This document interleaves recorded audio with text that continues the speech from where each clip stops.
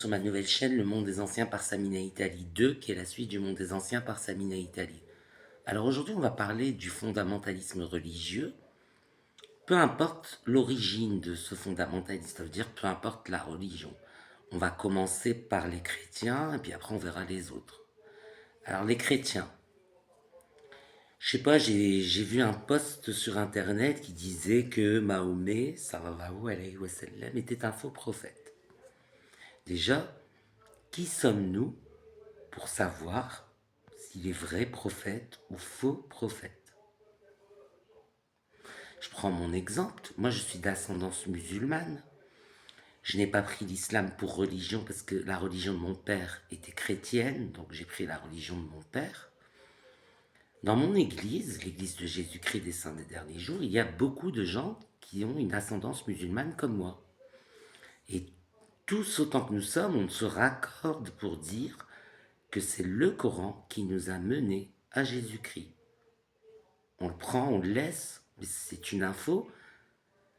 Bon, il y a beaucoup de passages dans le Coran qui nous font penser à quelque chose de plus qu'un simple prophète, mais plutôt comme un messie.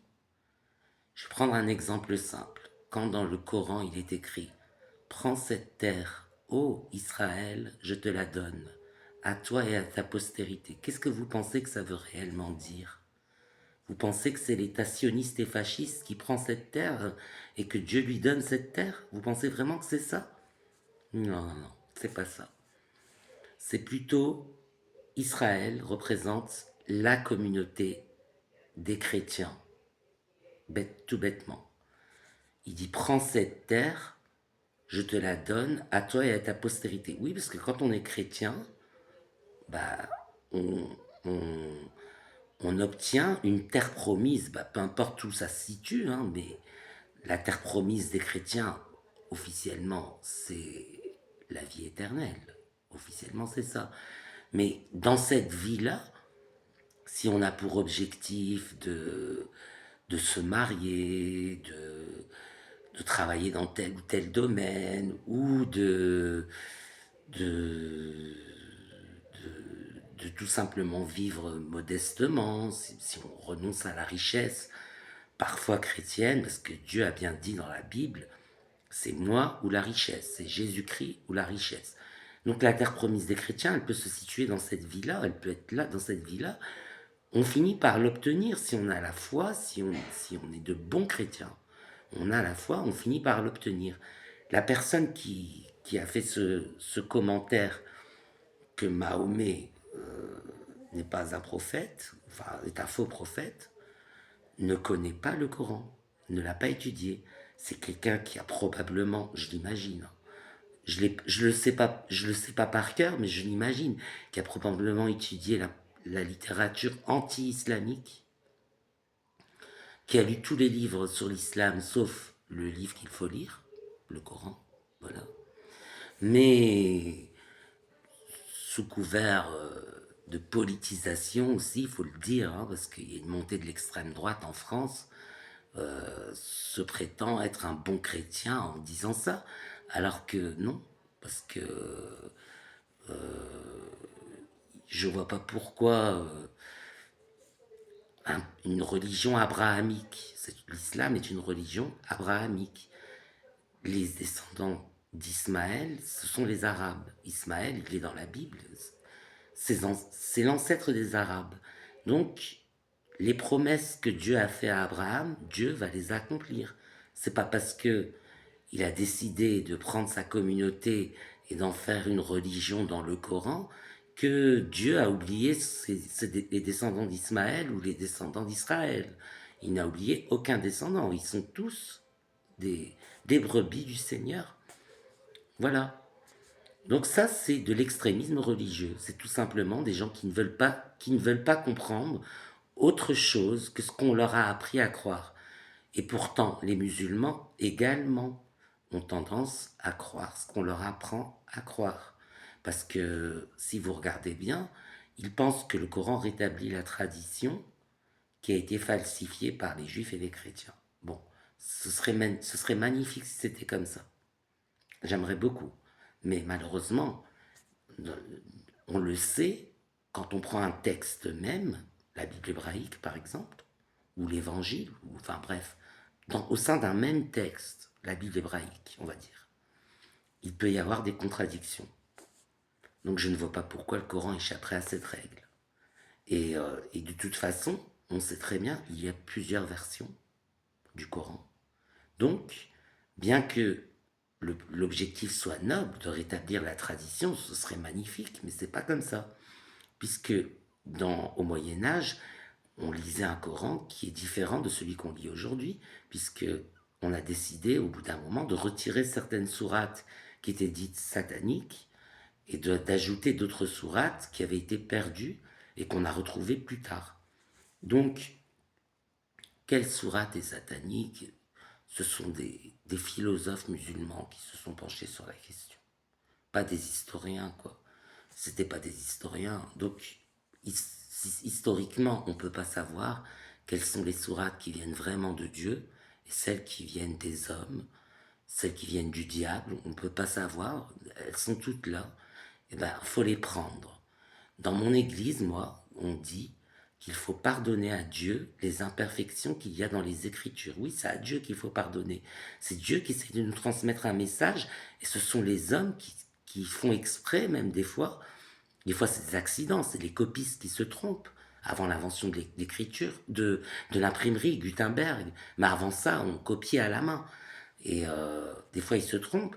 Puis des fois, volontairement, ils modifient le texte. Et voilà. Et ça vient, c'est du répondant de Dieu. C'est Dieu qui a tous les pouvoirs.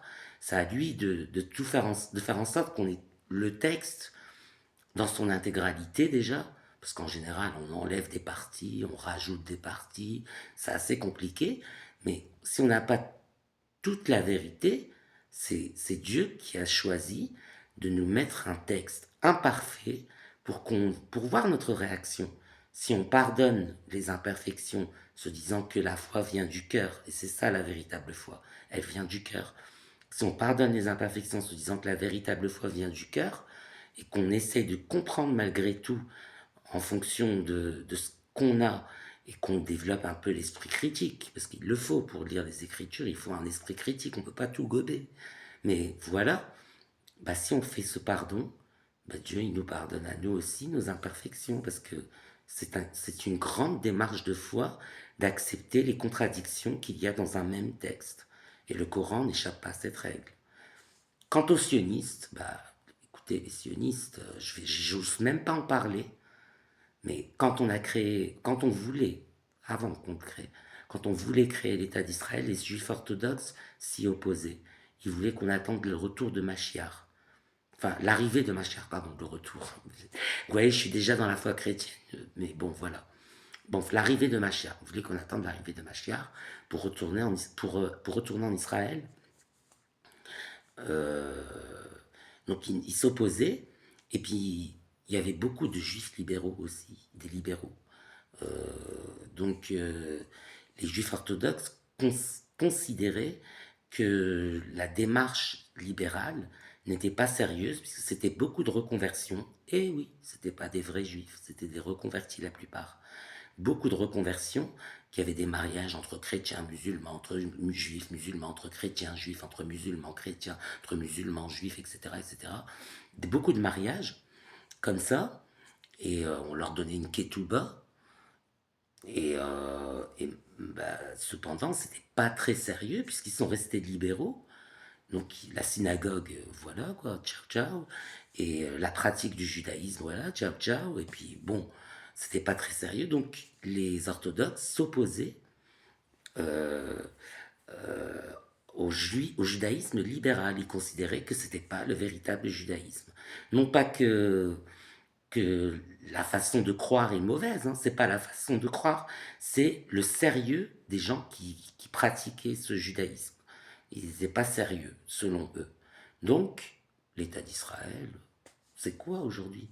C'est ce qui menace euh, la véritable communauté juive, parce que d'un point de vue moral, cet État est fasciste, cet État s'en prend à un autre peuple et commet un génocide. Ça menace la réputation des Juifs. Et d'après la Torah, si les Juifs créent l'État d'Israël en s'opposant aux nations, et la Palestine, c'est une nation, les Juifs deviennent la cible du chasseur.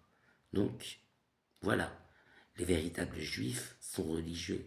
Mais tout le monde ne peut pas être religieux, je dis pas ça, mais la véritable foi, elle vient de cette communauté-là, et non pas des laïcs qu'il y a aujourd'hui en Israël, et qui ont un pouvoir électoral assez conséquent. Mais voilà, c'est regrettable. Et sachant que le gouvernement a tendance à nous cacher ce qui se passe réellement, parce qu'il y a eu des bombardements en Iran, en Israël également, on ne nous dit pas ce qui se passe réellement, la situation est très critique, aussi bien pour les Juifs que pour les Palestiniens, que pour les autres. La région et le- la paix dans la région est gravement menacée et la sécurité de la région également.